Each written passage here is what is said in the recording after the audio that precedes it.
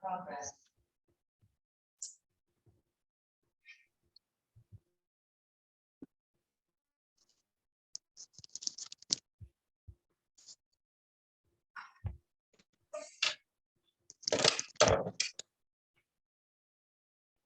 Okay, thank you. Now I have shared my screen. Yeah, thank you, Dr. Wondu. So, thank you all for just joining us to attend this webinar.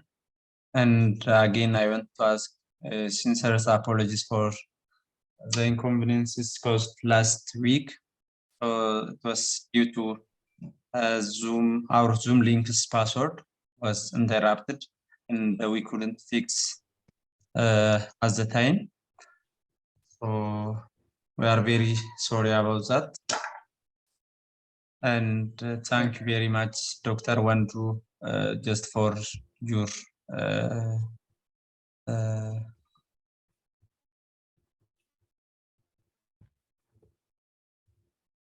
Hello.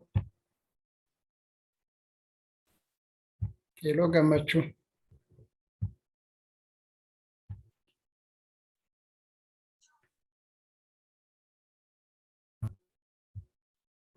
Hello, Gemechu.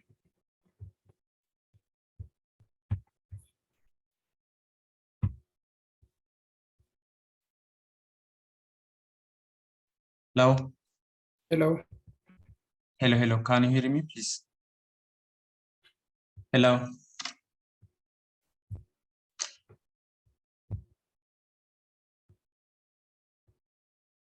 Hello, can you hear me?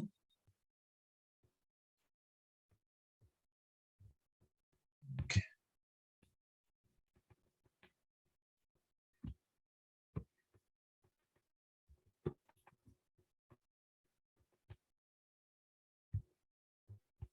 Hello. Hello.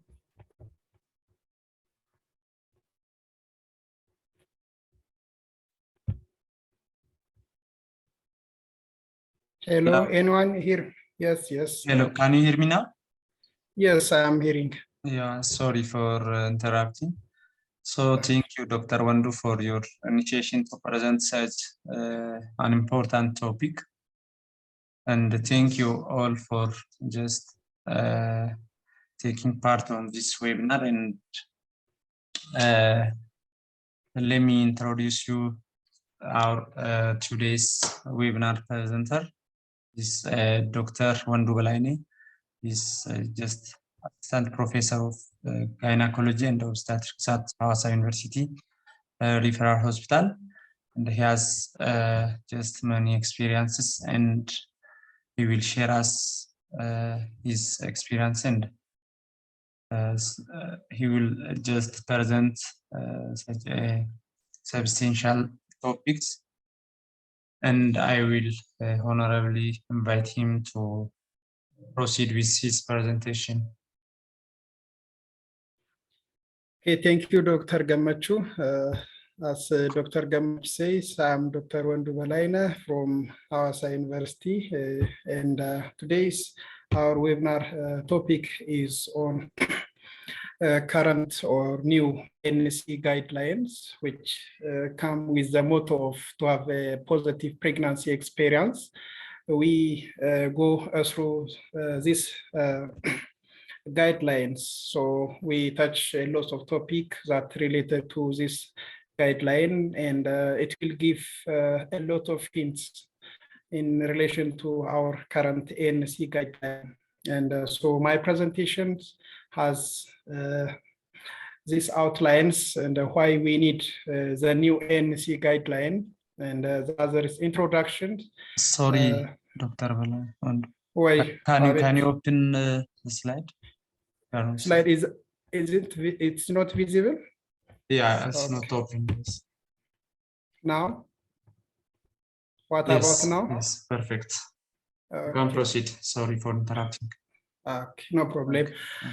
So the outline has why we need the new guidelines, the introductions, and the outcome of the ANC, these guidelines, the primary clinical and the public health outcomes of interest of these guidelines. And the other is a key principle of this antenatal care. The other component recently introduced in this guidelines is preconceptual care. And the other is during ANC follow-up, maternal and fetal assessment, during ANC follow-up, health promotion, disease prevention, and treatment of disease during the pregnancy. There are also common pregnancy complications, common pregnancy conditions that we encounter while we have a patient for ANC. So this also including their management. The new thing in this guideline is health strengthening system for ANC service. So after these presentations, our audience will able to reason out why we need the new guidelines, and also able to describe the primary clinical and the public outcome interest of these guidelines, and also describes the key principle of ANC. They will assess preconceptual care through history, physical examination, and they will intervene the abnormality. The other, they will be able to assess maternal and the fetus during ANC at first and the subsequent visits. And they also provide health promotion related to lifestyle modification, danger sign, and birth preparedness, and also provide prevention and the treatment service in relation to maternal malnutrition, and also delivery of preventive ANC intervention like tetanus vaccine, anemia, RH immunization discrepancy, asymptomatic bacteria. All these are addressed in this guideline. So in this presentation also, they will be able to understand this. Saying this, I will continue to why we need the new guidelines. Previously, there was traditional ANC guidelines, and then the WHO developed focused ANC guidelines. During the focused ANC guideline, there was a research that there is increased rate of the perinatal mortality and the maternal deaths. For example, in 2015, there are 303 maternal deaths that related to childbirth in the pregnancy, and 2.6 million stillbirths. 60% of these stillbirths can be preventable. Most of them are caused by due to untreated maternal infection, hypertension, and a poor fetal growth. So why we need a new ANC guideline? Recent evidence suggests that focused ANC model is associated with more perinatal deaths than ANC compromise at 8 visits. These increased perinatal mortalities are contributed by the stillbirth. So that's why we need to decrease the perinatal mortality and the maternal deaths. And that previously there was the term ANC contact, now currently replaced with ANC visit. It is to show the intensive nature of the implementation. So the guideline is focused on core practice of ANC by assessing the mother and acting on prevention measures, and if the disease developed, also treating the disease and complement lifestyle modifications.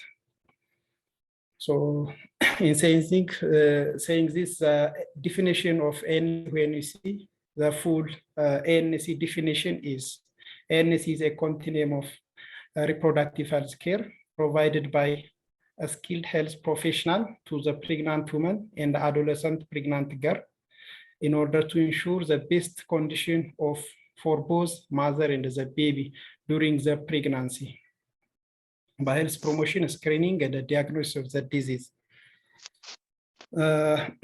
Most of our recommendations came from 2016 WHO ANC guidelines. So there are 49 recommendations, and the 90 recommendations are recommended throughout populations, the Western, the African, or the Asian. The rest 23 are context-specific recommendations. So there are different conditions variable in different populations. For that reason, they are called context-specific recommendation. The other 7 they are called non-recommended recommendations. So they need intensive research for implementation. If you take, for example, the context-specific recommendation, like malaria, TB, malnutrition, and tetanus toxoid, these are context-specific recommendations. So Ethiopia is eligible for most of WHO context-specific recommendations and the recommended one. So this guideline will take into consideration and adapt it in Ethiopian context. So we will see that. So the new ANC model have several dual recommendations, several things that we are expected to do. One of this is preconception care. There is pregnant woman-centered care, and maternal fetal assessment, and the prevention and therapeutic intervention, health promotion, and counseling, and health system strengthening. So we will see each in separate and in details. The primary clinical and the public health outcome of these guidelines are our interest while we implement these guidelines are, one is maternal outcomes. So we expect the satisfaction of the mother and the family from the ANC service. And we provide universal screening for hemoglobin, blood group, and Rh factor, hepatitis, syphilis, and HIV, and prevention or correction of maternal nutrition. And the common pregnancy-related conditions are prevented or early detected and treated. So early detection is one of the purpose of this ANC. So the pregnant women are counseled for safe, successful pregnancy outcome and postpartum family planning. The fetal and the neonatal outcomes are there. So to prevent preventable early pregnancy loss and its complication, and to prevent congenital abnormality, and if the pregnancy with congenital abnormalities are diagnosed, to diagnose it early and to manage accordingly. And jeopardized fetus are detected early, and they have to be delivered in the neonatal service when they are optimal, and to reduce the delivery of preventable premature delivery like preeclampsia and preterm labors and the cervical insufficiency. So by preventing premature delivery, so we reduce the perinatal mortality.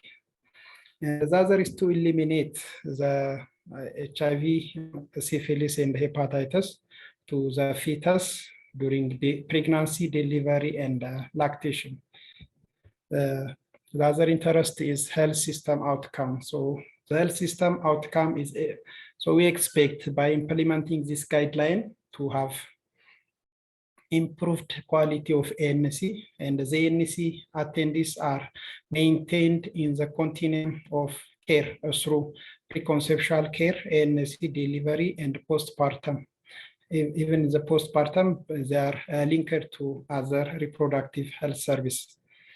And to increase ANC coverage, skilled birth attendance, and postpartum care, and to decrease ANC dropouts. The key principles of ANCs are the current guideline recommend, so implementation of 8 ANC visit schedule, minimum 8. Every woman has 8 ANC visits. The women who are at risk, women who have risk, so they have 8 plus ANC visit. ANC should be woman-centered care. So when we say this, the communication and the counseling approach is to ensure that the pregnant women are the center of the care. And so we need to enhance the rapport between the provider and the ANC client. The other is to demedicalize ANC. When we say demedicalize ANC, it is to do minimal sets of intervention. So we need to have, we are not expected to order expensive investigations and expensive treatment. So we are expected to implement a minimal set of intervention. Other providing sufficient and timely care for all pregnant women, and ANC service should be evidence-based and they should be multidisciplinary. When we say multidisciplinary, it involves, so any ANC provider can be a nurse, a midwife, an intern, or the general practitioner, ISO, or the obstetrician. There may be a medical condition or surgical condition that need internist or surgeon evaluation. So the ANC service is, we say it is multidisciplinary. During ANC, the respect for privacy, dignity, and the confidentiality of the woman is expected. And the woman with special need to have additional care if she have disability, adolescence, or survivor of gender-based violence, or a woman in humanitarian crisis. The other is ANC provider should be motivated and competent and compassionate. So when we say this, so when there is a change in ANC guidelines, so the provider need also should update himself in accordance with the new guidelines. Saying this, we'll continue the preconception care, which is based on providing the woman the service, the medical care prior to the pregnancy. This is the most ignored service, but it improves the pregnancy outcomes. We need to provide a comprehensive care, include the risk assessment. So the woman, when present prior to the pregnancy, she needs to be evaluated with history, physical examination, and the investigation. So when we identify the risk can be prevented or treated, or the woman may need psychological support. So after preconception care, after we evaluate the patient, we allow the patient either to conceive, or we tell the woman to delay the pregnancy until the medical conditions are optimized, or when the risk is higher than the desire of pregnancy, we advise the woman to have a completely avoid the pregnancy. For example, if the woman if the pregnancy is contraindicated in the woman like severe cardiac disease, advanced malignancy, and the severe obstructive liver disease. So we take this measure. So when we do the assessment, these are the things we assess during the preconception care. So potential recurrence, previous obstetric complication, something that can recur, that happened in the past pregnancy that are expected to recur in the current pregnancy, like preterm labor, preeclampsia, and recurrent pregnancy, GDM, abnormality, and postpartum psychosis. And the other risks are maybe related, may affect the continuity of the current pregnancy, like operative vaginal delivery, previous cerclage, previous lip, cone biopsy, myomectomy, and metroplasty is a woman who undergo repair or reconstruction of the uterus. So this may affect the gestation. We need early terminations and follow-up, so some preventive measure. And we need to assess these others. Autoimmune disease, they may lead to the recurrent pregnancy loss or lead to preeclampsia. Mental illness and the medical disorder. As you see, there are lots of medical conditions, so all need to be evaluated and assessed and optimized during the preconception care. Infection disease need to be treated. And a nutritional abnormality like obesity or undernutrition also, it is better to be corrected prior to the pregnancy. Substance use also, alcohol. tobacco, teratogenic drug, and the professional exposure also. When we assess the other, we need to assess developmental disorder and physical disability. So the intervention, after we identify the risk, we act, and these are intervention. So counseling the woman on the risk of pregnancy with uncontrolled medical conditions and the substance use before or during or after the conception. This have adverse effect on the pregnancy. So optimization and the correction abnormality is important. Providing contraception for the woman who doesn't need pregnancy or until medical conditions are stabilized. And micronutrient supplementations, promotion of consumption of fortified food and or biofortified food, and weight gain monitoring and adjustment of the weight prior to conception and during conception is also important. If the woman is at risk to have a neural tube defect pregnancy, they need to be provided with high dose of folic acid. And the other interventions are pre-pregnancy administration of vaccine, tetanus toxoid, the hepatitis B, A vaccine, and acellular pertussis vaccine also can be administered. And lifestyle modification, we have said previously. And the other is medical adjustment like AC inhibitor, angiotensin converting enzyme, vitamin A, antiepileptic drugs are at risk to have to result in pregnancy with congenital abnormality. So this drug needs to be adjusted and discussed with the woman prior to the pregnancy. And the risk of chromosomal abnormality, they need to be advised if the woman is her age is greater than 35.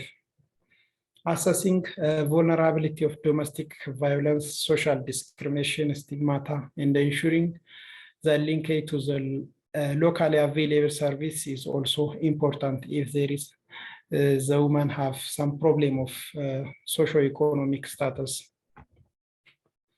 Now we have completed the preconception care, and we'll proceed maternal and fetal assessment during ANC. So the maternal and the fetal assessments are done during ANC follow-up during the first and the subsequent visits. So currently we have we practice 8 antenatal antenatal care visits. So the first visit happened before 12 weeks, and the second is after 8 weeks. We appoint the woman at 20 weeks. Then after 6 weeks, we appoint at 26 weeks. In third trimester, we appoint her at 30 weeks. Then after 4 weeks, so at 34 weeks. Then after 2 weeks. After 30 weeks, so the appointment is every 2 weeks. Totally, we have 8 visits until the gestational age is 40 weeks. And if the woman is still not delivered, we appoint her after 1 week at 41 weeks. During this time, we do the cervical striping and we give her short appointment, and the other activity we do will come to it.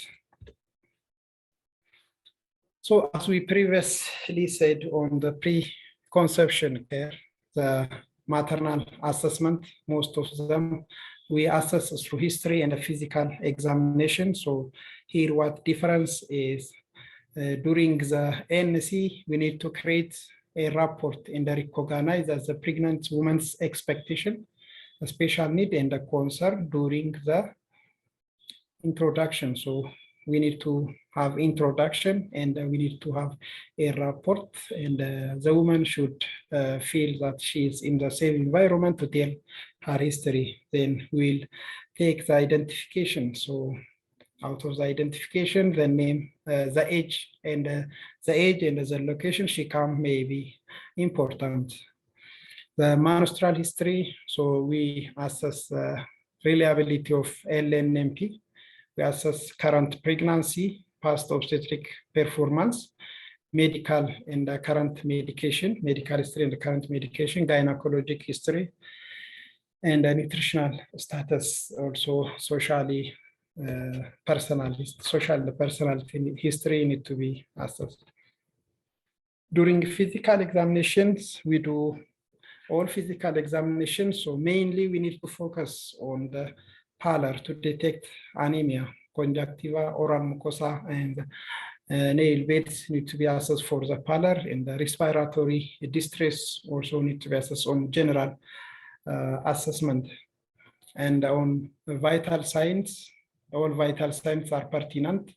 We need to measure weight and height, or if you know the preconceptual weight, we calculate the BMI, and then we do MUAC to measure mid-upper arm circumference to measure the acute malnutrition screening. So if the woman has a MUAC of less than 23, it indicates that she has acute malnutrition. So we auscultate the chest for heart and breathing sound. We make obstetrics examination for symphysis to fundal height, auscultate fetal heartbeat, and palpate abdomen for any mass or organomegaly. And we assess through history. If she has female genital cutting, we assess we do a genital examination for possible defibrillations, and we assess gross musculoskeletal abnormalities. During the pregnancy and NC follow-up, there are a few indications for genital and vaginal examinations. So most of them are infections, the other female genital mutilations, screening for cervical cancer, if any bleeding, and if any history of ectopic pregnancy. Digital vaginal examination for assessing pelvic adequacy is not routinely recommended currently on this guideline. The other we also investigate our patients. The investigations are categorized into basics and selective or case-specific screening. So we provide universal screening for hemoglobin, blood group, urine analysis, HIV, syphilis, and hepatitis B. And we do ultrasound before. At least one ultrasound is recommended strongly recommended on these guidelines. It is to establish gestational age and to diagnose fetal abnormality, to detect the number of pregnancy and placentation. The other selective or case-specific screening are for GDM, TB, group B streptococcus, and mental illness. This need a specific screening.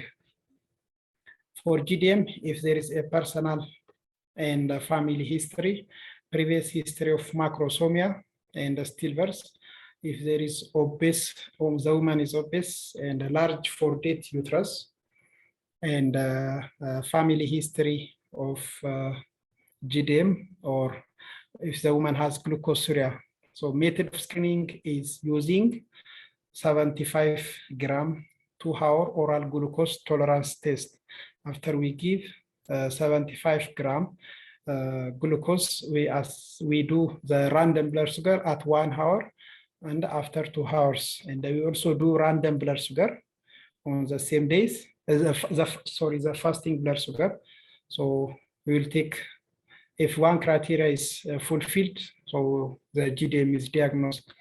The other tuberculosis, if the woman has sign symptom of TB, so we will screen for TB, and based on the symptoms, and we also do diagnostic test. Group B streptococcus, if the woman has previous history of a perinatal infection with GVS, if the woman has PROM, and if the woman has, if the fetus has in early neonatal sepsis, more likely it's related to GVS, so vaginal swab culture is recommended. So when we assess maternal risk, pregnancy risk identification, the risk can be related to high risk from the outset of the index pregnancy. The risk may not be related to the current pregnancy, so it is outside of the index pregnancy. These risk factors like teenage pregnancy, advanced maternal age, elderly premigravida, short stature, malnutrition, and physical deformities, multiple pregnancy, recurrent pregnancy loss, stillbirth, macrosomia, or low birth weight, previous manual removal of placenta, malpresentation, malposition, postpartum preeclampsia, operative vaginal delivery, RH sensitized mother, or anemia, and a medical condition, psychiatry, illness, and unwanted or unplanned pregnancy. If there is infection with HIV, high viral load, and acute viral hepatitis, syphilis, and homeless women, these are outside of the index pregnancy. The other,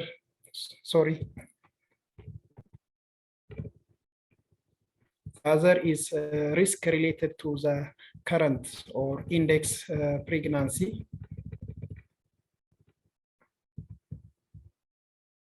So risk related to current index pregnancy if the pregnancy is threatened abortion, teratogenic exposure, and pregnancy of sexual assault, multipartum, APH, and history of pregnancy-induced hypertension, fluid abnormality, like oligo and polyhydramnios, okay, and lack of uterine growth or confirmed IUGR, and large four-date uterus, and newly diagnosed sensitized RH woman, and newly developed systemic infections, and GDM, and preterm labor, postpartum pregnancy, prom, chorioamnitis, short cervix are the risk for, so during the index pregnancy. If the women have any one of these risks, so they are considered as high risk pregnancy, and they need a special care, and they need 8+ ANC visits. So these the risks are what we assess during the first ANC visits before 12 weeks. Then the subsequent during the subsequent visit, though it is to re-evaluate the changes of previous status, what we found in the first visit, and to look at new developments. And we provide gestational age-based ANC risk assessment, and instruct the woman to detect any abnormality. During the second visit, so we'll ask some about fetal movements, and whether development of any danger sign, to determine gestational age, and to look for general appearance, pallor. We measure the blood pressure, weight, MUAC, and fundal height. We do ultrasound scanning, and we deworm the woman with albendazole or mebendazole, and iron and folic acid supplementation, and adherence for the drugs is assessed. You counsel our women on feeding also during the third visit. So we do everything except the ultrasound, what we done at 20 weeks. And during the fourth visit at 30 weeks, we conduct the same activity at what we done at 20 weeks. And what is new is, so we repeat the test for syphilis and HIV if early tests are negative, and repeat hemoglobin test. And we assess for fetal well-being if there is a discrepancy of fundal height and gestational age. And we ask the woman if there is decreased fetal movement, and we will do fetal surveillance. And at 30 weeks, what is new is we start to counsel on birth preparedness and the complication readiness. We come to it during the health promotion. And we also counsel on breastfeeding.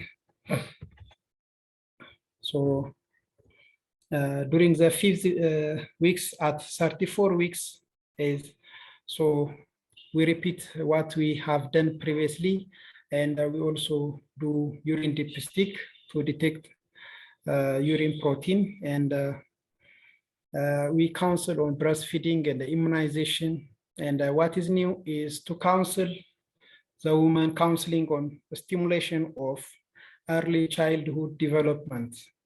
This is after 34 weeks, the woman is told, or if the husband is accompanying, the husband is told that to approach the maternal abdomen and to sing for the fetus.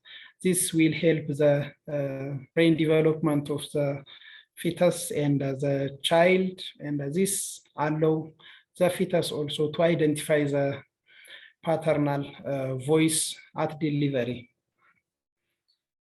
Okay. The next, during 36 weeks, we repeat what we have done at 34 weeks. At this time, we assess mental health. So there are a lot of fears and myths, worries that told about the pregnancy and pregnancy outcome, complication of deliveries. So the woman may have a fear, so we need to assess them and act accordingly. And at 38 weeks, so we address this again, and we orient the mother about the fetal kick counts. We review at 40 weeks, we review the fetal kick counts and repeat all what we were done at 38 weeks. So ultrasound scanning for fetal well-being can be done at 41 and at 40 weeks. And before that, if there is, the woman has some reports decrease in fetal movement, or if there is a discrepancy of growth. These are about the risk assessment of the fetus in the maternal during ANC follow-up.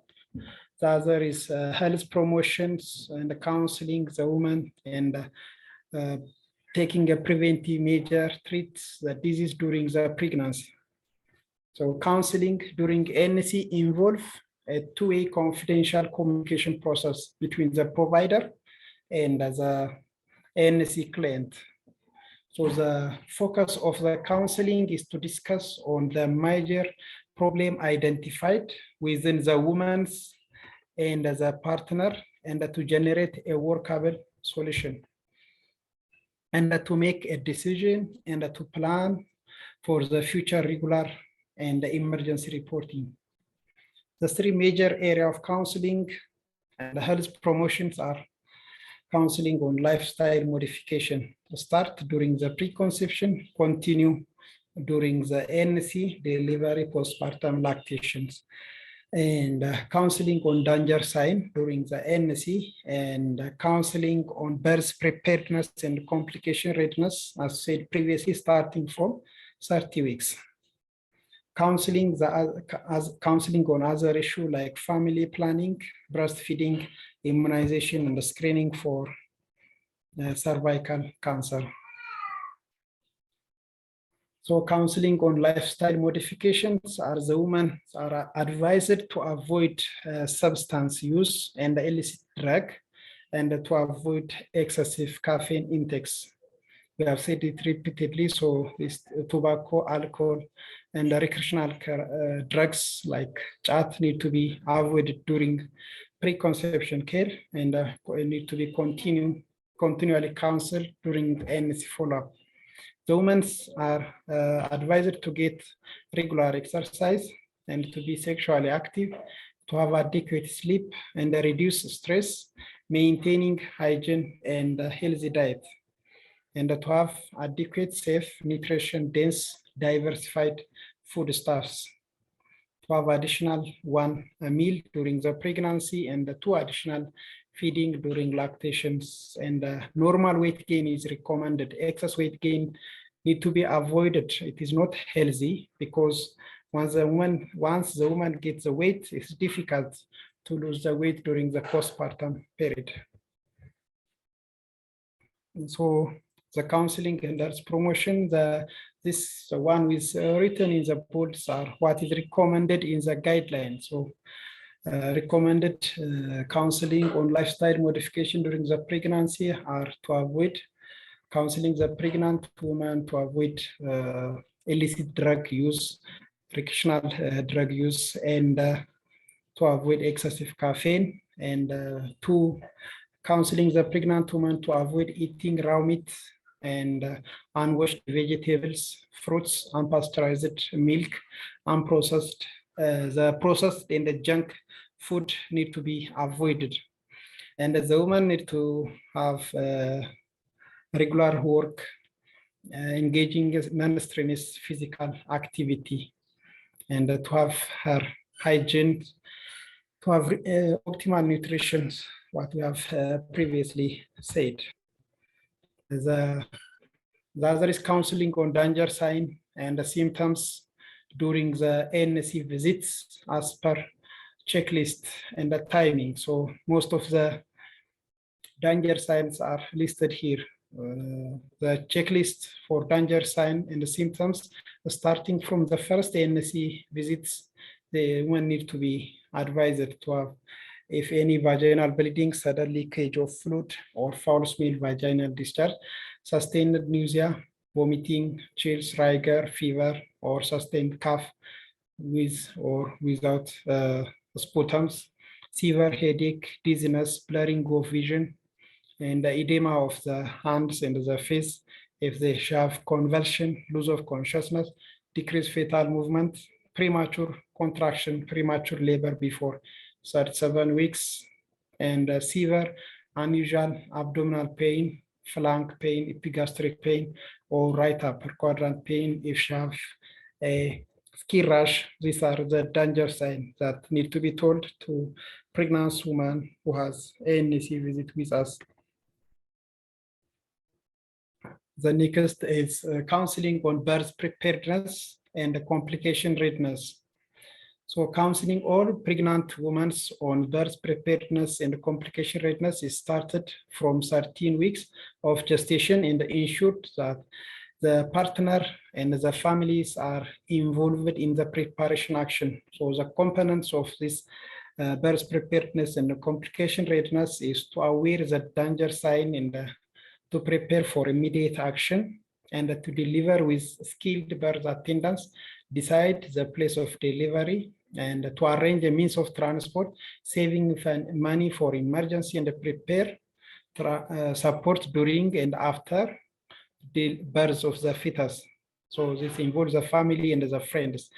Preparing essential items for childbirth, and arranging the way of communication in emergency situation, and designation of decision maker on herself, like including giving consent when she is unable to do that. So some women may have loss of consciousness, so during the preparedness, so she needs to assign someone in case of a difficulty.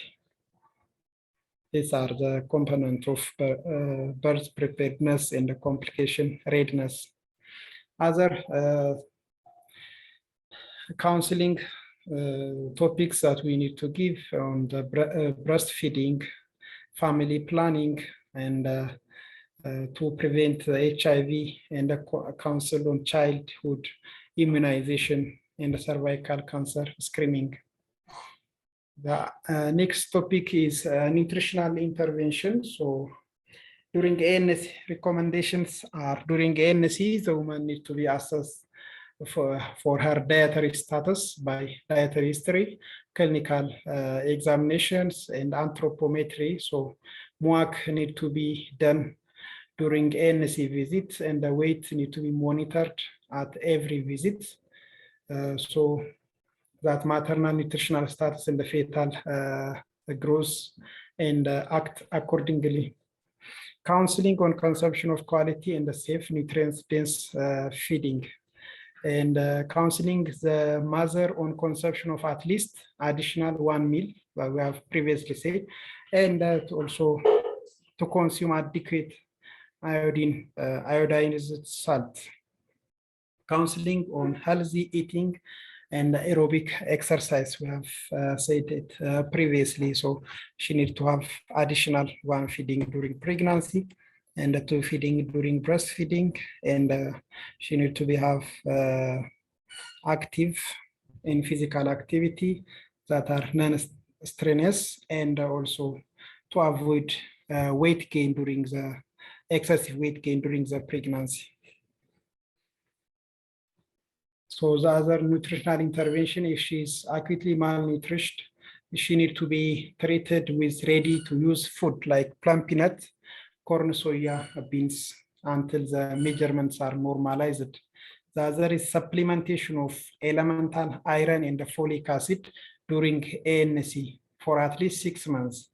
The woman needs to take maximum 180 tablets, minimum 90 tablets of this iron and folic acid FIFOL tablets.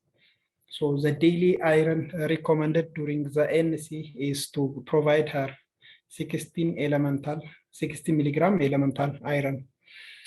To investigate all antenatal, all women for ANC for anemia, and act accordingly. We will come to it, and to assess the compliance and adherence of the woman for iron, folic acid, and the calcium during ANC. So malnutrition, iron deficiency, anemia, iodine deficiency, vitamin E, vitamin D, zinc, calcium can cause the fetal growth restriction and low birth weights.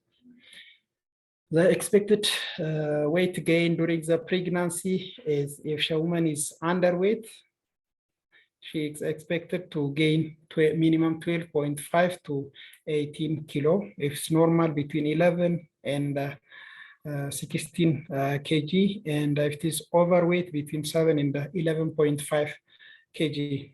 If she's obese, she's expected to gain weight only 5 to 9 kilo during the pregnancy. So those women have low weight or low BMI, they are advised to get more calorie and more proteins and to adequate vegetables. But if they are obese, it is advised to get less carbohydrate, less protein diet, and to have more vegetable and fruits, and to avoid fatty foods.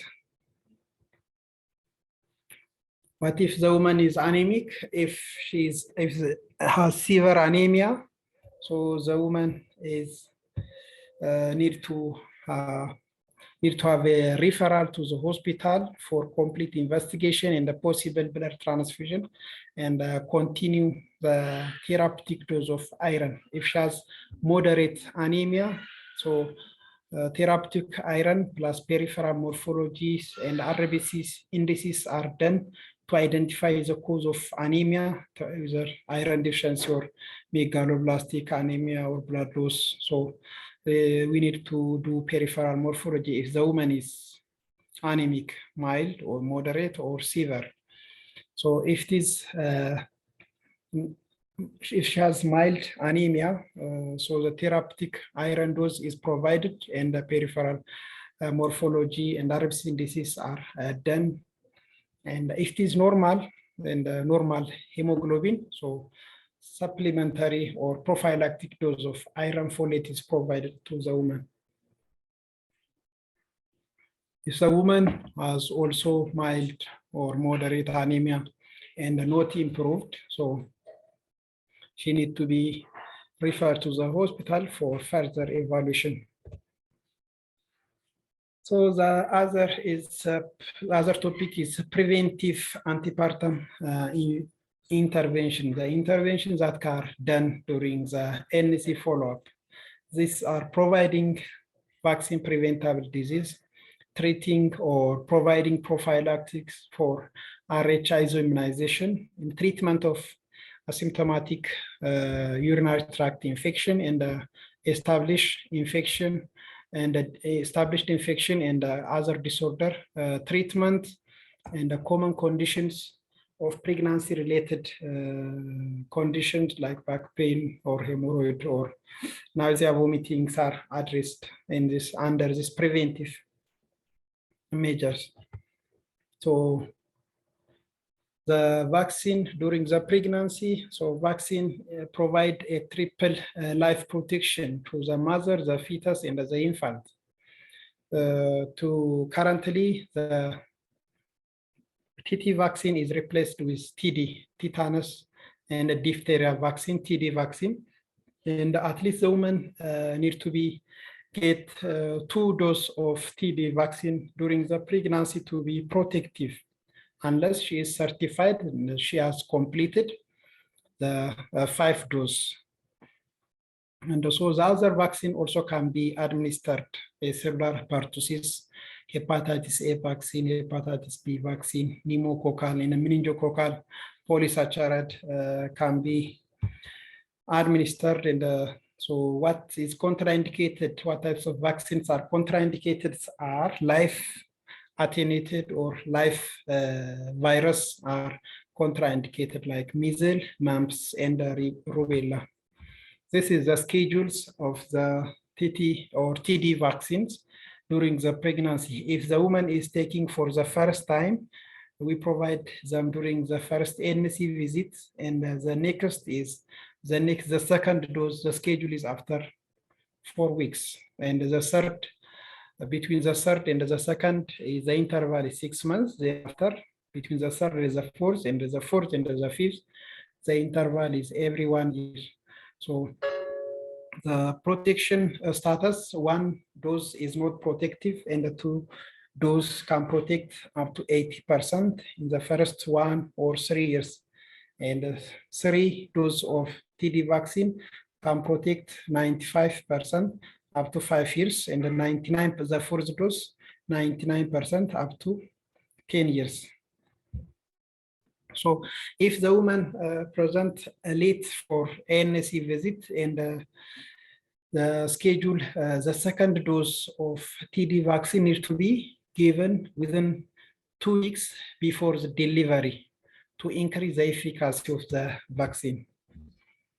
The other recommendation or preventive measures is, so RH immunization means the definition of RH immunization. So the mother start to produce immunoglobulin against the fetal RBC, and it cross the placenta and the cord and reach the fetal circulation, and it affect. So the fetus is at risk for fetal anemia. When we say RH sensitization, it is sensitization. The woman is combustis positive. When we say RH immunization, so the maternal immunoglobulin has crossed to the fetus.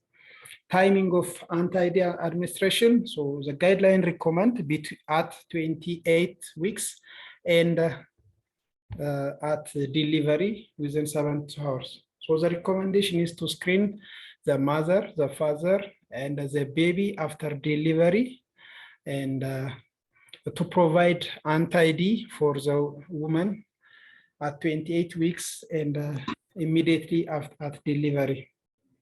If the woman is sensitized, combust test positive, so it is preferable to refer the woman early, even prior to the pregnancy, to fetal-maternal medicine specialist.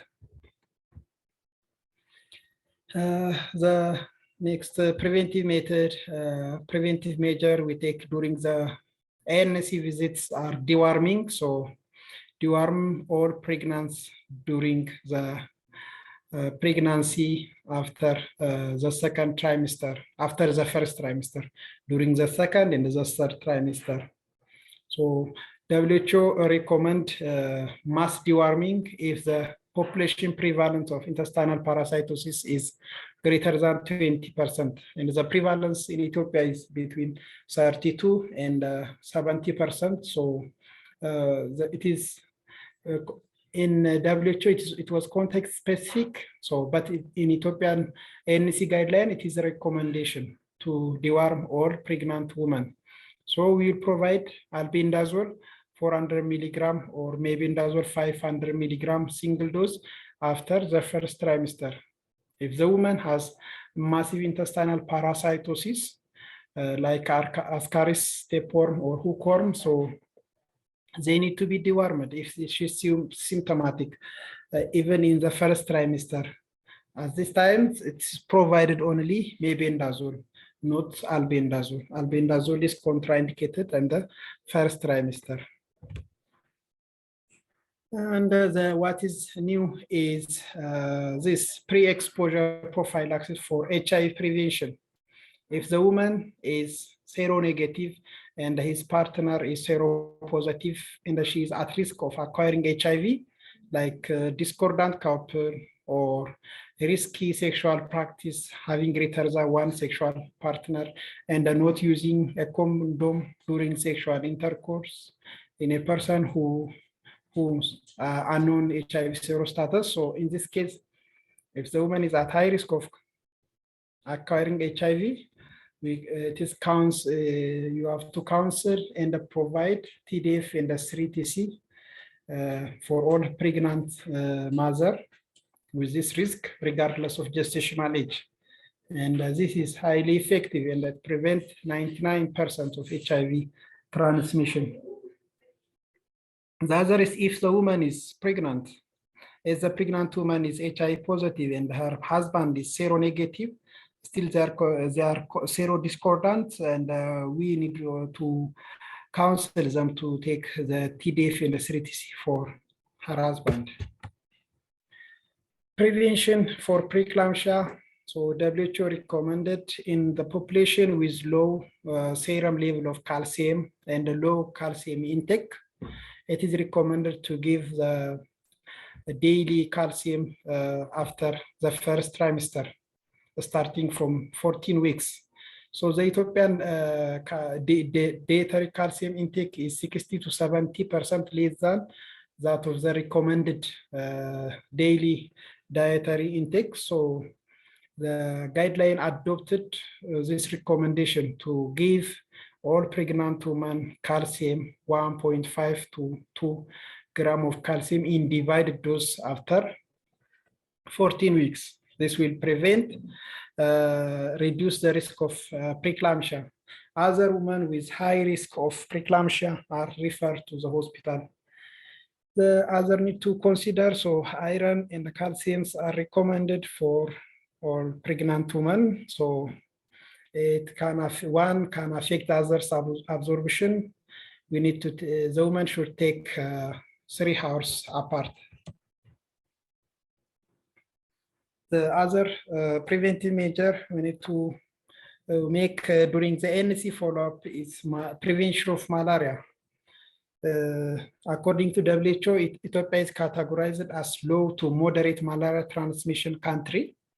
So the package of prevention of malaria during the pregnancies are promote the use of insecticide-treated bed net and appropriate case diagnosis and prompt and effective treatment, and a provision of sulfadoxine pyrimethamine intermittent preventive treatment during the pregnancy. This sulfadoxine pyrimethamine is also called Fansidar. It is anti-malaria drug. So it can be started starting from the second trimester. So what our guideline recommend is to provide long-acting insecticide-treated bed net and prompt diagnosis and treatment of malaria infection.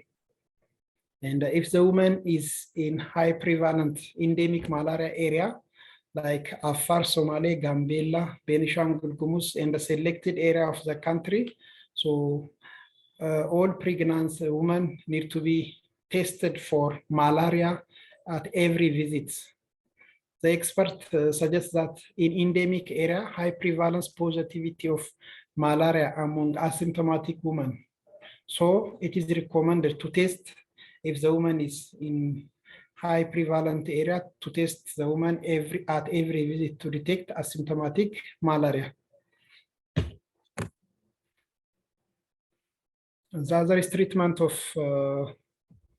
asymptomatic bacteria. So the prevalence of this bacteria is 5 to 20%. It increases the risk of cystitis, acute pyelonephritis, preterm labor, prom, and chorioamnitis.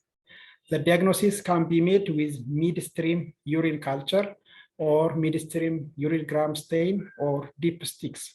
The most sensitive one is midstream urine culture. And so we diagnose bacteria, asymptomatic bacteria, if it generates single bacteria with greater than 100,000 colony forming unit per ml. But this is expensive, and our guideline recommend to do gram stain of midstream urine to increase the detection of asymptomatic bacteria. So when you send the urine analysis, there are two dipstick and a gram stain. We call it also microscopic urine analysis. So the microscopic one is gram stain, so it can detect bacteria. And the dipstick is to detect nitrate and leukocyte stress. It is less sensitive than the gram stain. So it is better to diagnose and to do with gram stain of midstream urine in our setups. The other recommendation is to treat this patient with asymptomatic bacteria with amoxicillin, cephalexin, and cefoxime tablet for 7 days to decrease the above obstetrics complications. The diabetic woman with diabetic mellitus need special care. So disease need to be optimized during the preconception care. And good glycemic control need to be achieved through lifestyle modification by avoiding hypoglycemic diets and carrying out moderate intensive exercise and avoid chronic stress and controlling the glycemia through the oral hypoglycemic agent or insulin. So a woman with hypertensive disorder of pregnancy, this is a commonest cause of maternal death, and it's also the commonest cause of the premature delivery and the perinatal mortality. So we need to address them. So during preconceptual and the ANC care, we will take the preventive method. But once the patients develop this disorder, so we need to provide them potent antihypertensive and anticonvulsant to all pregnant women with severe hypertension disorder of the pregnancy at all health facility. If the woman is in the health center, the provider need to be treat anticonvulsant if the woman is convulsing prior to referring the woman. The other treatment is syphilis, HIV, and hepatitis B. So universal screening need to be done and testing. So if the woman is positive, the partner and the children need to be tested and also treated accordingly. This is a recommendation.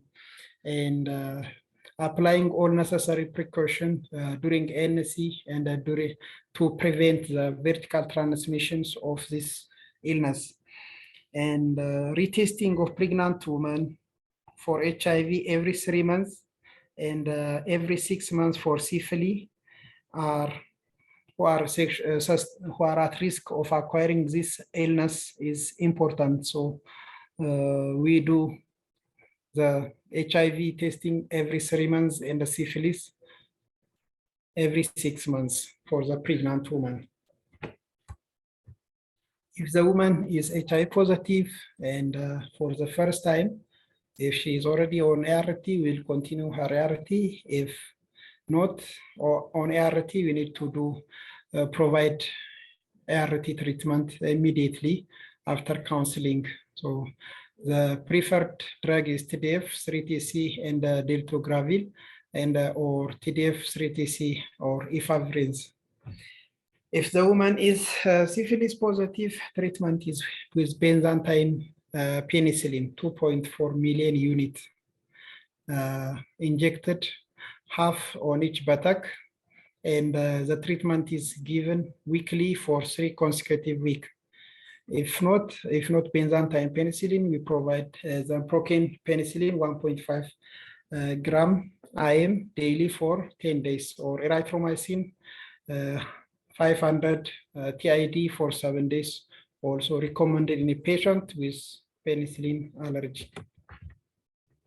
If the woman is positive for hepatitis B during the NC follow-up, so the purpose is now to identify whether the woman is eligible for TDF or not. So we need to determine hepatitis B DNA viral load. And if it is greater than 20,000, it is an indication that the virus is active, and is an indication to give tenofovir for the mother, starting from 28 weeks of gestation until delivery. If the viral load detection machine is not available, we can do hepatitis B E antigens. So this also tells, if it is positive, it tells that the virus is active. So we provide them tenofovir starting from 28 weeks. And the linkage or referral for medical evaluation also important, assessing the woman. So when we link to the medical service, to medical team, so they will assess the eligibility of the lifelong treatment and the follow-up.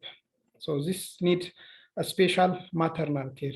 So prevention of preventive measure we take for hepatitis B positive women is detection of the viral load and the detection of hepatitis B antigens, and start tenofovir.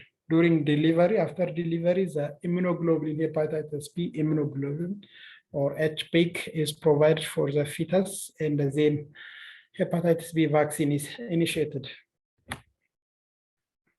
The other screening of tuberculosis, WHO recommends screening for TB, and if the population prevalence is greater than 100 per 100,000.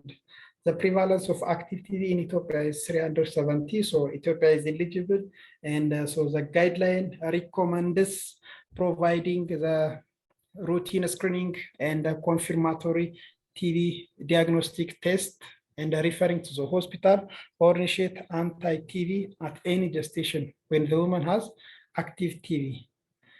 INH, rifampicin, and ethambutol are safe drugs during the pregnancy.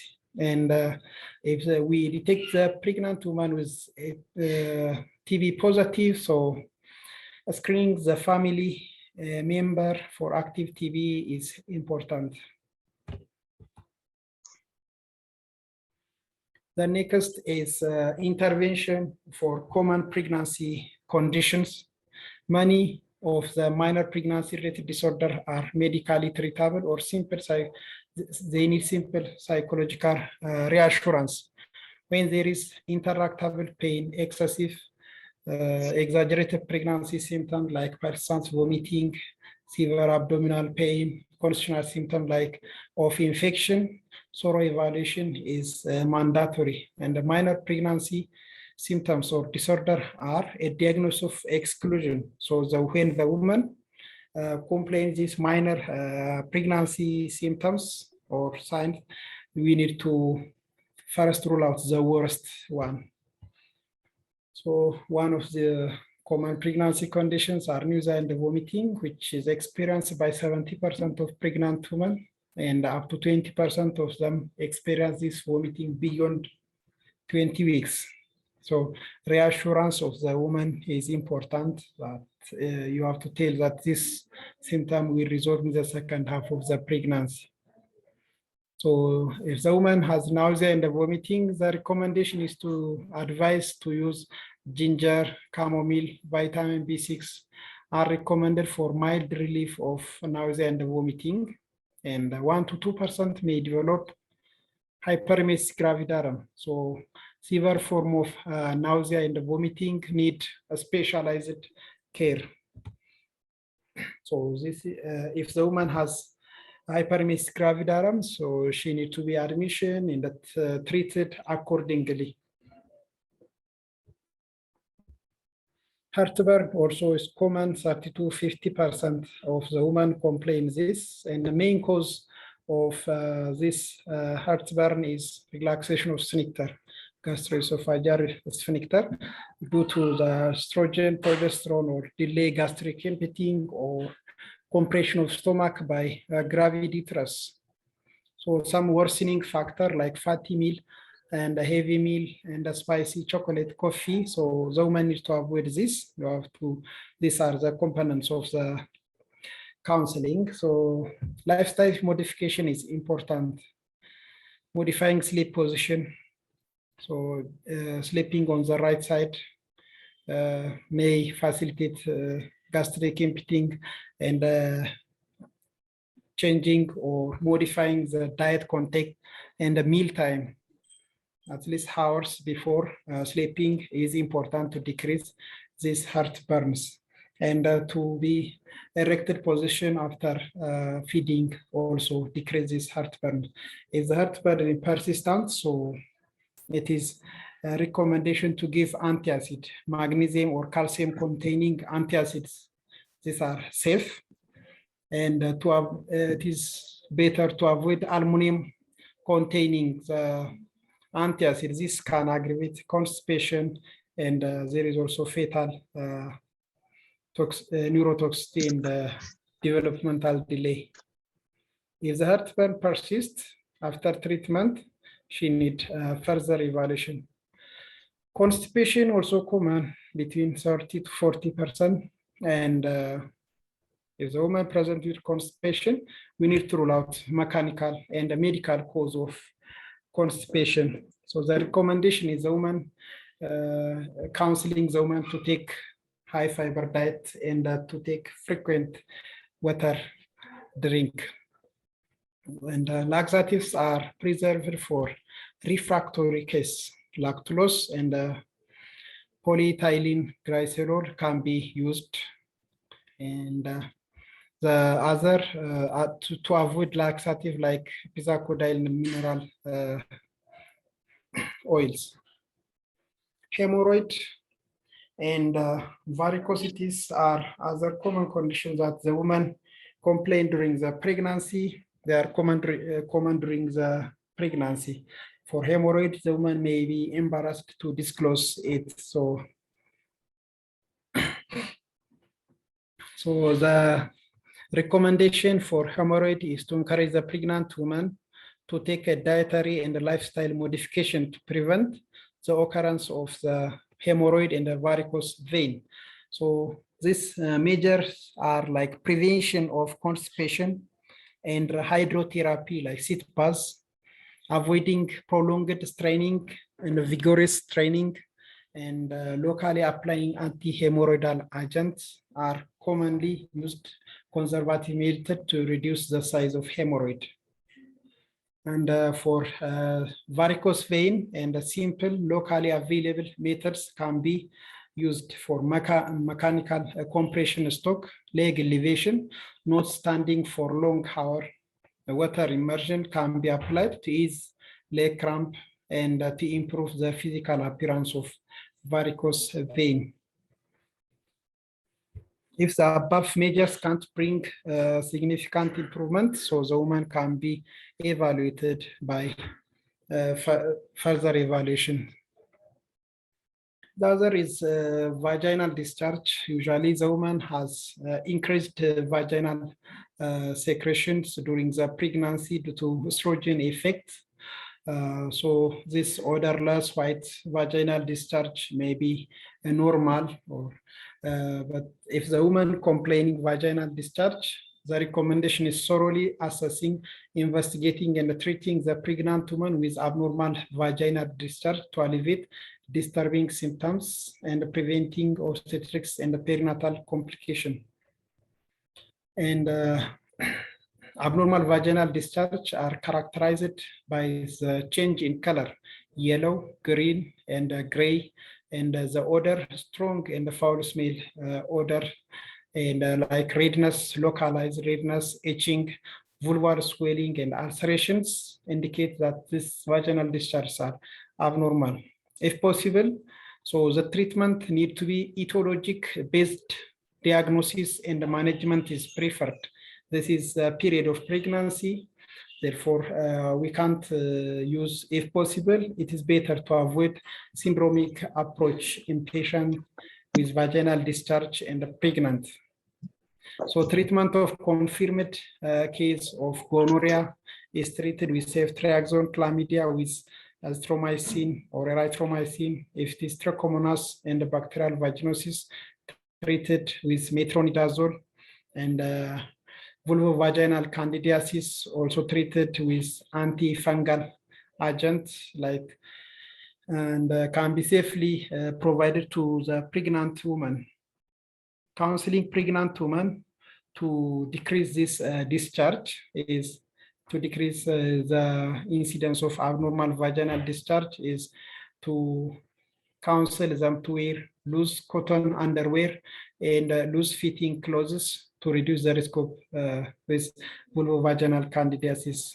And we need to confirm suspected case of STI, and partners may be treated if it's confirmed or suspected. Headache is other common complaint, so it has numerous causes. More than the pain, what is worrying in case of pregnancy is the use of the over-the-counter medications, unverified over-the-counter medication, especially in the first trimester. So the recommendation is headache with new onset, not responding to simple analgesics, and progressing may be a symptom of underlying serious disorder. So it deserves evaluations. But the recommendation also to the first line treatment for headache is to provide paracetamol for treatment of headache during the pregnancy. And treating the headache has also the worst prognosis. The woman may at risk for developing depression and hypertension in case of untreated headache. So treatment is important, but we need to avoid over-the-counter drug, and also we need to use simple analgesics. And the diclofenac, ibuprofen, and the indomethacins are contraindicated during the first and the third pregnancy, the third trimester. And during the first trimester, it can result in the abdominal wall defect, so it is teratogenic, and then third trimester, it resulting early closure of ductus arteriosus. Lower back pain, also another common cause. So the lumbar lordosis increasing in weight gain and the ligamentous laxities are the risk for the lower back pains, and management of lower back pain and the pelvic pain with physiotherapy and the support belt is has a good outcomes. Prevention also ergonomic exercise, teaching the woman how to have a correct posture, standing, how to walk, how to bend, and the type of shoe that she has to wear is important. So low heel shoes is recommended. If a woman has lower back pain, exercise also will relieve her lower back pain. The recommendation on this guideline is to ensure that the pregnant woman, that the lower back pain, joint pain, abdominal pelvic pain, or temporal problem can be solved or improved with non-pharmacologic methods or with simple analgesia. Creating awareness of the risk of over-the-counter drug is also important to prevent the woman from taking unverified drugs. Leg cramp, also common, more at night, and affect the sleep quality and affect the daily activity. Potential etiologies are related to the nutritional deficiency. Therefore, treatment is magnesium, calcium supplementation, or non-pharmacologic conditions. like wearing low heel shoes, sitting in the knee flexed back straight with a good support, avoiding weight bearing activity, climbing stair are important, and applying heat or massage to the painful area also reduce these leg pains. So as we say, the all common pregnancy-related minor disorders are a diagnosis of exclusion. So we need to search other causes before we assign this is only pregnancy-related condition, and that is simple.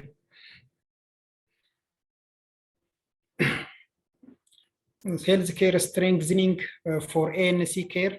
This guideline also included these recommendations, and there are different recommendations. So strengthening of the health care system for ANC is achieved through creating easy and continuous assessment access of guideline for health professional through the hard or electronics or soft copy method, and incorporating this guideline into the curriculum in the form of lecture, seminar, or tutorial. Enhancing the capacity of ANC provider by incorporating ANC into EMOC and BMOC and the CMOC in the training package, and also including in the existing protocol is the way that the health system tried to strengthen the service of ANC. Introducing woman health case notes. This is when the woman came to us and have ANC, so we give them the summary of the finding. Even the first visit, we give them the finding of the first visit, and when she has 4, 5, 6 visits, finally the woman will heal the summary of her cases. WHO recommend woman health cards. So the woman, you will give the card of ANC card to the woman. She will take home and she will bring back when she come to us. But that's not feasible for our setup. So the ANC provider is expected to provide the summary of the ANC contacts and the intervention done. The other way to strengthen the ANC is digitalizing the health system. That is a future activity. Integrating the other reproductive health service within the ANC package, also one of the strengthening method. Especially if we have seen previously also, the preconception care is included in this guideline. So this integrating the service will increase the ANC coverage and the utilization. And the community engagement is another method of strengthening the health system for ANC, and the continuous quality improvement by monitoring and the evaluations, also another way of strengthening. So these are the summary, and these are the how to monitoring was done. And I don't think it is feasible. It takes a lot of time. Just there is a proportion, ANC 1, 2, 3, how many of the women get 1, 2, 3. Is a reporting method. How many of them get ultrasound or hemoglobin, HIV screening, syphilis screening, hepatitis, and how many of them getting the treatment? How many of them also getting their partner receive testing and treatment? These are the indicator of ANC monitoring and evaluation. These are my presentation, and thank you for attending, and we will have next the floor for Dr. Gemechu. Okay, thank you very much, Dr. Wondu.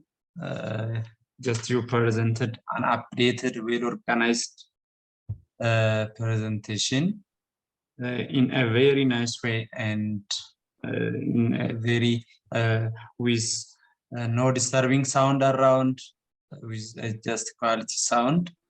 Thank you very much. We are very happy to have you.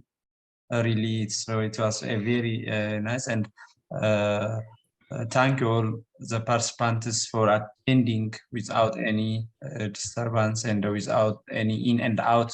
Right? So the floor is yours, and you can raise your hand and ask or any comments open for you. Thank you all. So Dr. Mulata is raising hand. You can continue, Dr. Mulata.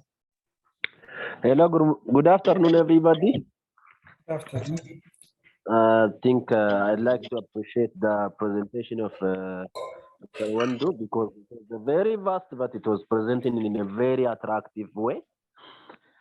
Having said this, I have I've tried to attend almost all the presentation, so just I want to raise some questions, especially regarding the change, the aim of changing versus the previous, especially as everybody know, or previously before the introduction of focused antenatal care, we're following what you call the traditional one. So one of the first questions was, what was the proper name for this ANC care? Is a contact or a visit, and is there any difference? The other is at what gestational age like visit will be classified. As everybody know, in the traditional one, we were recommending around 60 to 18 visit, irrespective of the risk status, and classification of mothers were done as high and low risk. But when the outcome was compared, the outcome was a reverse. Those supposed to be at high risk were found to have good outcome, and the low risk were found to have a bad outcome. So that fancy approach was recommended. So what do you suggest on this? The current one is also suggesting classification of mothers into high and low. The other is one of the drawback in the traditional one for which fancy was recommended was because of the frequent visit. As everybody know, even though our ANC service is free, but there was high costs, especially transportation costs. And the other is, as everybody know, the health infrastructure is not that much welcoming, especially in terms of like investigative modalities. A minor investigation were, especially from the public institutions, were pushed to outside because of continuous interruption. So it incur high cost as well as high burden for the professionals. So what do you suggest when we recommend high number of visits for this ANC? And the other is, what was the maximum or the minimum visit for those classified as high risk? The other is the issue of scanning. As everybody knows, especially the current WHO recommendation was mothers should have at least one visit below 24 weeks of pregnancy. So what do you recommend in terms of our health infrastructures and health tier system, especially as the most of the mothers are outside of accessing imaging modalities, especially at health center level or below the health center level. The other is one of the finding, the sort of research finding in Ethiopia was the prevalence of malnutrition. I think you are hearing me, yeah? Yes, I'm hearing. Okay. One of the research finding, even though it was a sort of multiple and at different sites, the prevalence of malnutrition in Ethiopia among a pregnant women is like ranging from around 21% to as high as 42%. So what special recommendation designed besides the previous already known or existing recommendation like iron supplementation or counseling mothers for nutrition diversification or recommending them having managing their nutritional status at their home. Finally, the issue of sort of like it might be a silly, but I want to have your say. The issue of deworming and the penicillin issue. Currently, we are facing, as an obstetrician, currently what we are facing is there is high resistance from prescribe like dispensing deworming drugs, especially from the pharmacies for pregnant ladies. Especially, this is very common in the law setup. So, what do you recommend? The other is the issue, unsolved issue of penicillin. Okay, I've faced multiple mothers who were going to Finfinne for having penicillin injection because people are avoiding administering penicillin for VDR reactive after those 2 or 3 days reports like 4 or 5 years back, but nothing was said from the center. So what do you suggest on this issue? I think it's a very nice presentation. Very happy to have you. Thank you, Doctor. Okay, thank you. Let's receive other questions from other audience.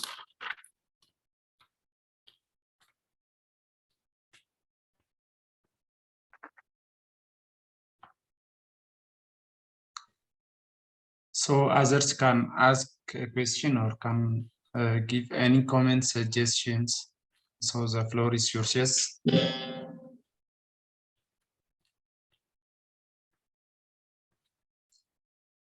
Okay, let's proceed with Dr. Mulugeta questions and we'll come to others. Dr. Mulata. Dr. Mulata, sorry, Dr. Mulata.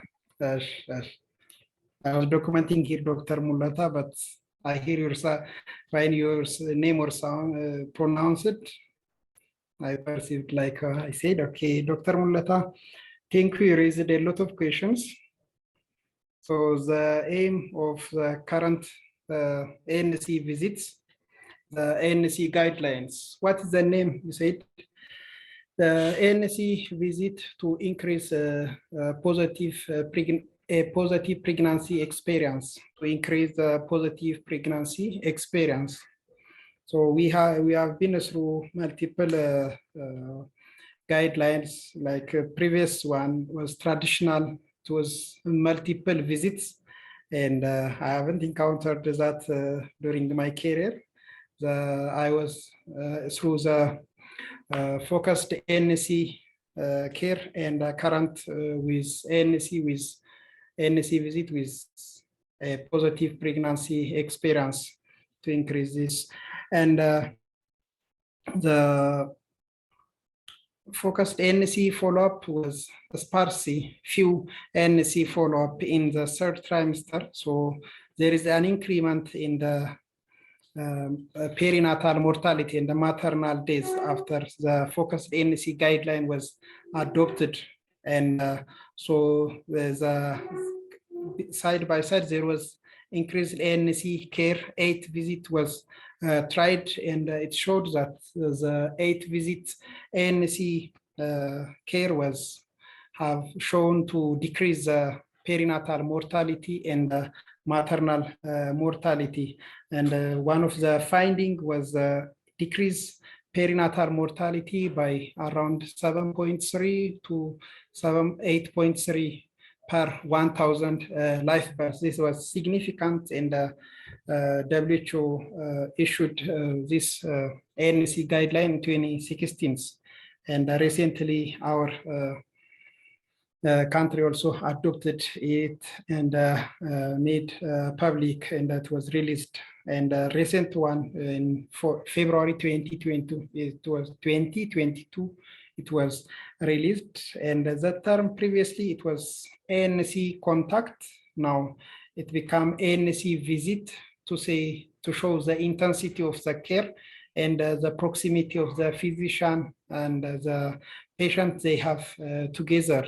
Just when we assess our patient, we say it multiple times to increase the reports, and the woman need to, the privacy of the woman is maintained, and so two-way privacy is maintained in this case. So there is, so we need to thoroughly evaluate our patients, and the recommendation also puts what to evaluate during each ANC visit.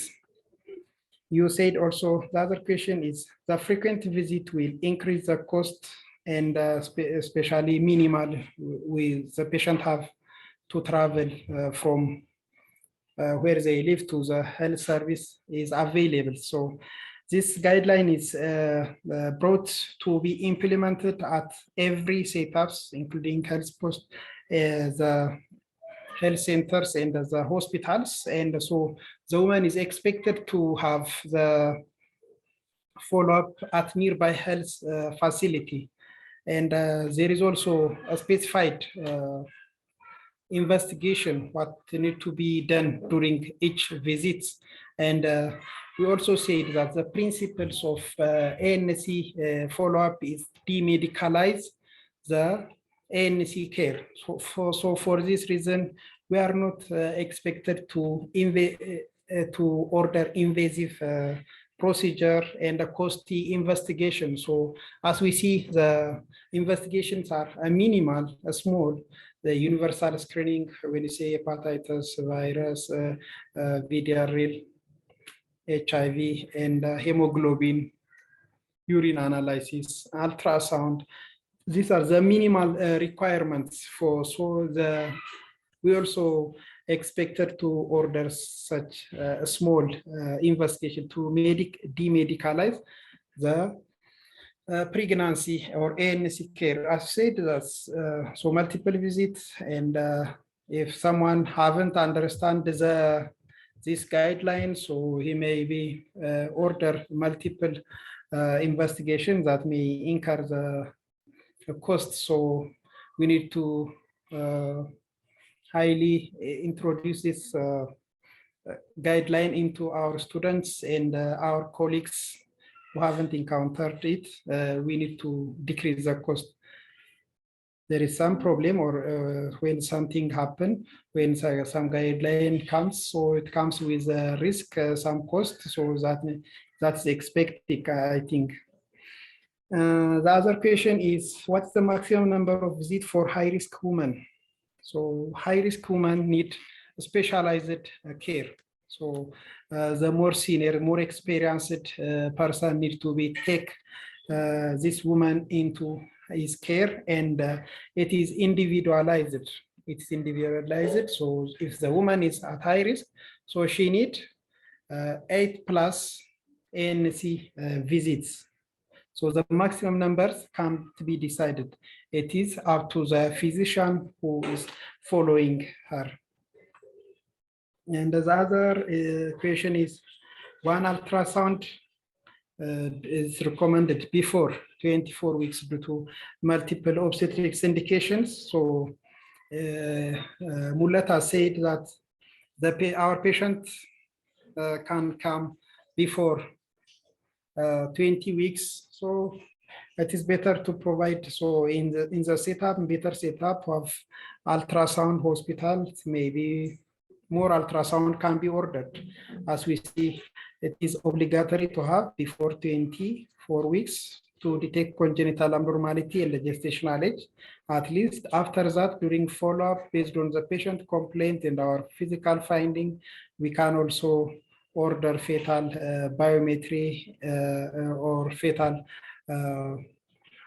follow-up, fetal status interapart during antepartum follow-up, fetal biophysical profile can be ordered. I feel if the ultrasound is available, we can order, because we can detect early congenital abnormality and determine the pregnancy and increase the quality of the care. But in case of health, the service is not available, especially also raised in the health center and in health posts when it is not available. We have a lot of areas of the country without ultrasound. In that case, still the problem is there. So we do what we have. And the recommendation is, if it's available nearby, is to have the ultrasound. I think if I answered your question. The prevalence of malnutrition, other question is, the prevalence of malnutrition is high in Ethiopia between 21 to 42%. It is high. So the guideline recommended on provision of this plant peanut or soybean foods. But last times I also at Adama and with Ministry of Health on how to educate our students on preventable cause of obstetrics. One of the issue raised on malnutrition is the issue of providing the plant peanut or other supplementary feeding. The government replies that we don't have this food supplementation in our stores, so we will advise them to take high calorie diets and high protein during the NC if the woman has the malnutrition. So additional feeding, one food per during the pregnancy, two food during the postnatal, during the breastfeeding is recommended. So at least we need to advise our patients on highly dense nutrition, high calorie, high protein diets are recommended when these supplementary feeding like plant peanut and the soya beans are not available. The other is deworming. Deworming, it is recommended to provide the woman with after the first trimester, and with albendazole or mebendazole, it is a single dose, and it's no effect on the fetus. Beyond that, the intestinal parasitosis will lead the woman and the pregnancy for iron deficiency anemia, and that lead to the complication of this deficiency. So it is better to treat, and it needs universal provision of this deworming is recommended by the guideline. The issue of penicillin. So we encountered a lot of our staff, sometimes they refuse to give penicillin, but that's not inappropriate. That is inappropriate. While I was a general practitioner, we were in the hospitals, so we provide this penicillin for cardiac patients, also for VDRL positive women. We haven't encountered the complication. The complications, what was written in the book is hypersensitivity reaction. So for that, we prepare ourselves with adrenaline and the fluids and IV cannula. While we are a general practitioner, we do that, and it was no complication we encountered. When the woman, you said some woman get penicillin and died from that, we are not sure the cause of the death, and sometimes if this result in significant effect on providing penicillin, so the government may need to act on this. These are Dr. Mulata questions that I have jotted down. Dr. Mulata, have I answered your question? Yeah, thank you. You have addressed all. Thank you. Okay, anything you want to add? Just I don't have, but on the last one, I didn't say maternal days, but as everybody know, there were reported, one is from Central, one is from Mekane, I think from Tigray, of the days from penicillin reaction. Then after it creates a sort of negative impact, because from the Central, even though at that time the government tried to differentiate the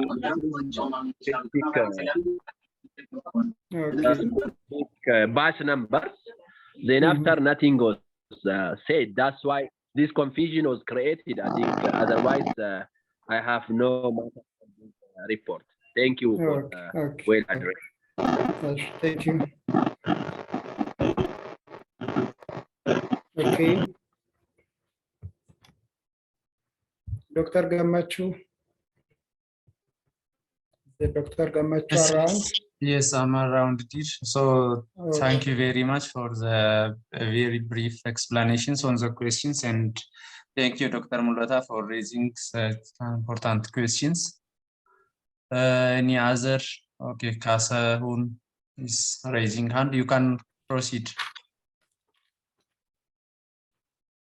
So Kasa Hun, unmute yourself. I think there is a disturbing sound. I think earphone. Yeah. Try to manipulate your earphone.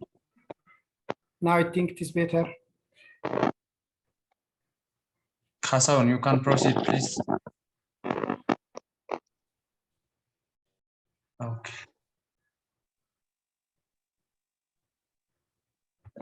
Hello? Kasaun, are you hearing that? Hello?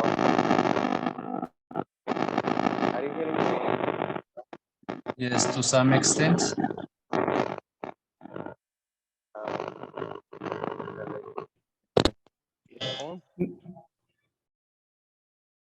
Make it a bit louder. Okay. Unmute your earphone, Kasaun. Yes. Okay. What? Very audible now. You can continue. Okay. Okay. Thank you. Thank you very much, Dr. Wondu, for your nice presentation, and that I find it very much good for my perspective, and I also thank you, the association, for the opportunity. I have one question regarding the integration, and your presentation. It seems preconception care is being integrated as a part of antenatal care.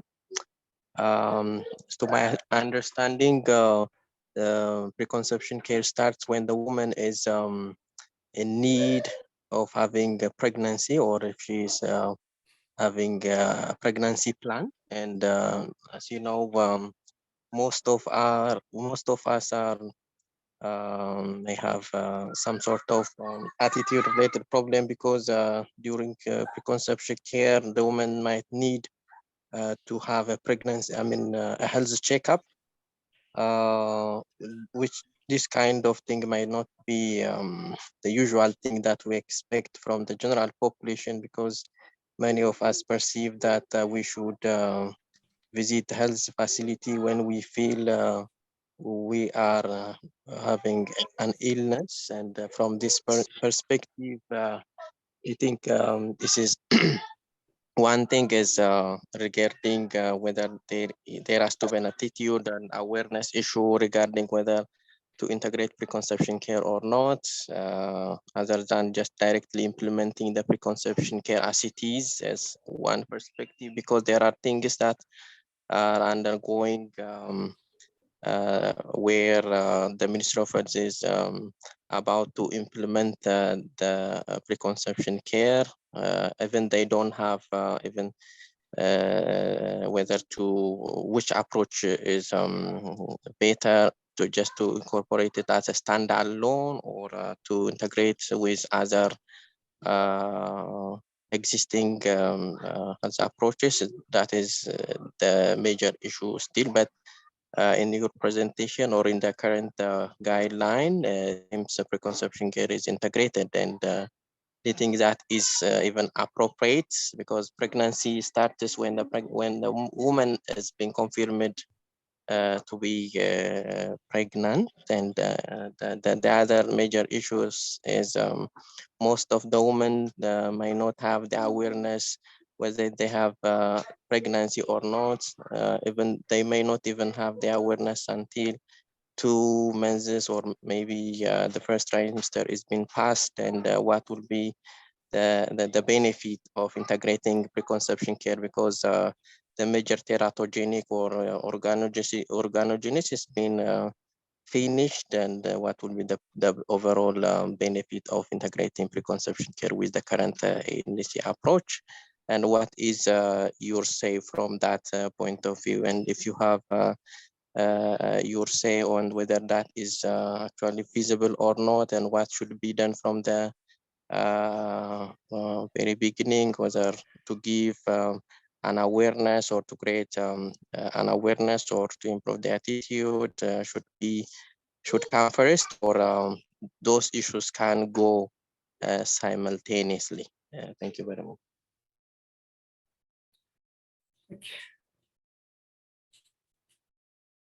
So thank you very much. Additional question? Any other question, please? So you can proceed with this. Thank you, Kasaun. You raised the most important concept. You raised preconception care and integration into the ANC follow-up. You are right. Is that standalone or integrated into each other? Because while we say ANC is a care for pregnant women, so it is better to, as what I understand as you per se is, it is better to include postpartum care to ANC care rather than adding the preconceptual care into ANC care, because this is after the first thing we need to do is what we encounter is a patient providing ANC care. I think I share your feeling also. The other question you have asked is when the woman came to even for checkup. So sometimes we don't receive the patient with positive attitude, or this. This is one question. Is it?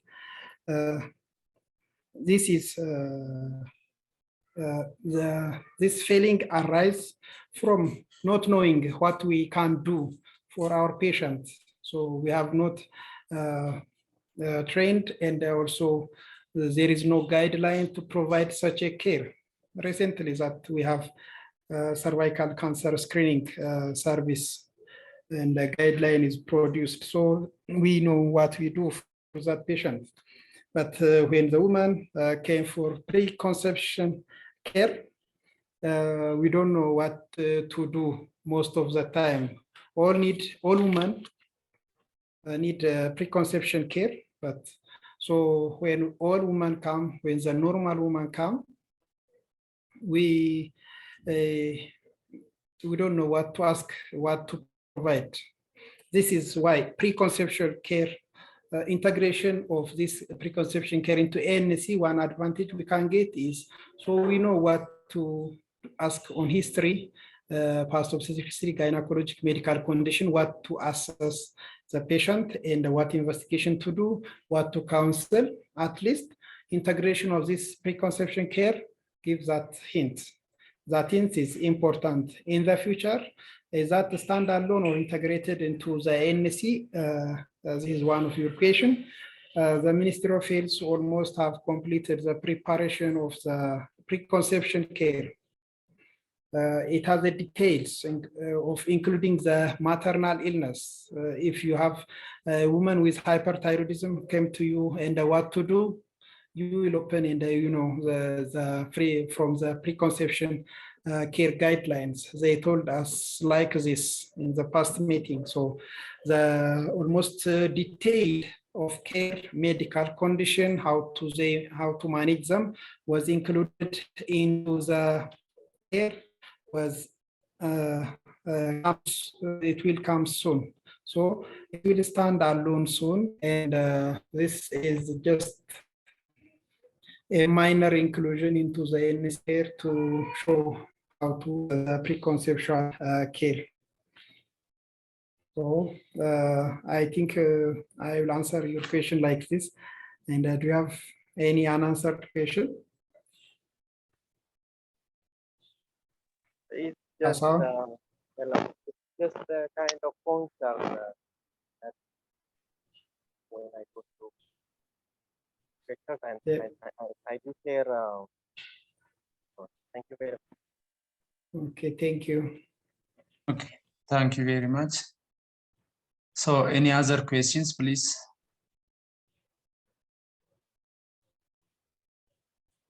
So if there is no questions and suggestions, so thank you all. Thank you very much. And let us hear the last word is from Dr. Wondu, and we will end our sessions here. Before that, let us, Dr. Wondu, can you say something?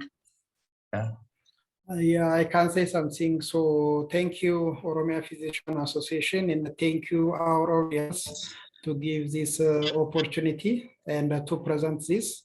And in the future, also, one of our audience also can come with the presentation, and I will also have one presentation in the future, and I will communicate with Dr. Gemechu, and I will post it. And the other also come with different topics in obstetrics, in the internal medicine surgery. There are plenty of topics to have for continuous professional development or for continuous medical education. So don't be back and come with idea.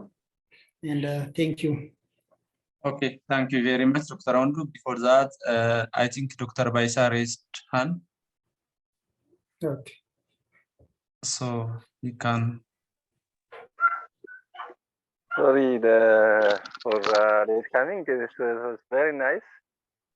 Just I'm not raising hand. Just I want to give Okay. hand rather. Okay. Okay. Thank you very much. Very nice. Thank you very much.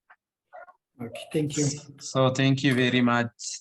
Thank you, Dr. Wondu. Thank you all the participants for your time to attend this session. So I think it's a very nice sessions, and I will continue with another topics. And we will also just regarding certificates, we'll issue you through your emails, and we will continue just such a nice presentations regarding continuous professional development. Again, thank you, Dr. Wondu. We appreciate you. We are very happy for having you. So thank you all. This is all our today's sessions. Bye. Sorry. Thank you. Is it possible to have the document? Yeah, I think the documents, yes. Yeah, the PowerPoint is Okay, we will just we recorded the whole sessions, and we will share it through our website, Telegram, Facebook soon. Yes. thank you very much. Thank you very much. Have a nice night.